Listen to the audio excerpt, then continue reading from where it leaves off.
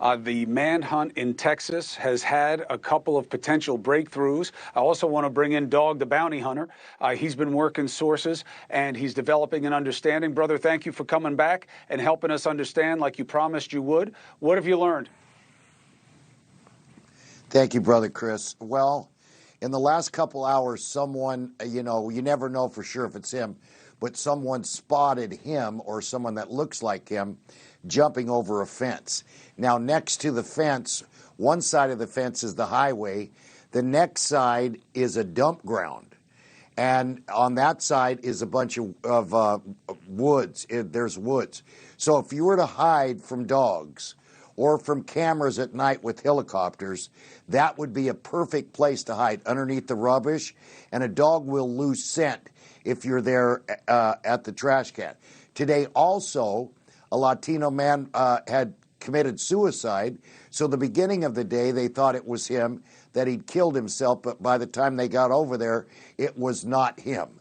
So everyone I have talked to, I have a friend down there, Elliot, and Elliot is telling me he's a few miles from the house, and he said, Dog, I have never seen so many helicopters during the day and night.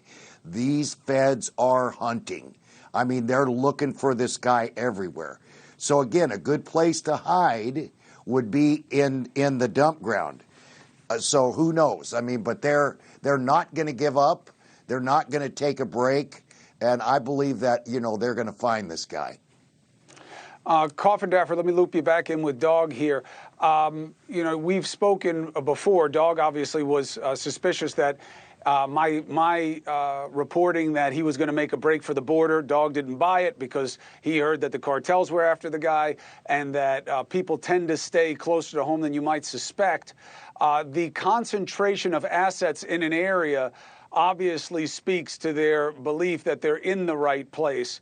What kinds of strategy are they involving? Well, they should be involving dogs. They're going to be involving a lot of manpower, as Dog is reporting here. Again, they're going to try to do intelligence-based searching, going back to those cell phones or the cell phone they recovered, definitely keeping close track of his wife and her communications, any other individuals that he had had contact with. It seems, though, he's without resources right now. Doesn't seem to have a car. Doesn't seem to have any way to get to the border. I think that would be his goal, other than hearing what Dog has to say about some cartel issues. But I just don't know that he has the resources to get beyond the area they're searching. And Dog, a guy like this who showed the ability to just brazenly kill kids and randoms over nothing, you got to be very careful trying to get him. Well, this is absolutely a killer. And let me tell you something, Chris, since I'm in this. I know this guy that walks with God. And I know the same man will go places the angels dare not trod. And some people call this guy the Dog. 20 years ago, August, I arrested Andrew Luster on 87 counts of rape in Mexico. I don't care if he goes to Mexico or not. I have carte blanche in Mexico. And no matter where this guy goes, either I or one of my brothers or one of my family is going to catch him. So we were close, very close with the FBI and the local authorities. We are not giving up on this guy. There'll be no time for the heat to die down. We're going to keep putting on the heat.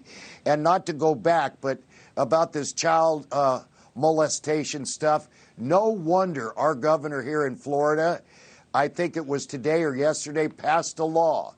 If you rape a child and you sexually assault a baby, you're facing the death penalty.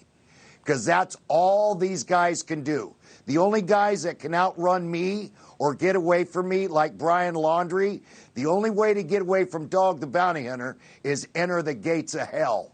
And we're bringing God with us. I'm telling you, this is getting me upset. We're going to catch this guy for sure. Hey, thank you for watching. Please go to newsnationnow.com, newsnationnow.com, and you can find NewsNation on your television provider. And don't forget to click the red subscribe button down below. Then you will get more of NewsNation's fact-driven coverage.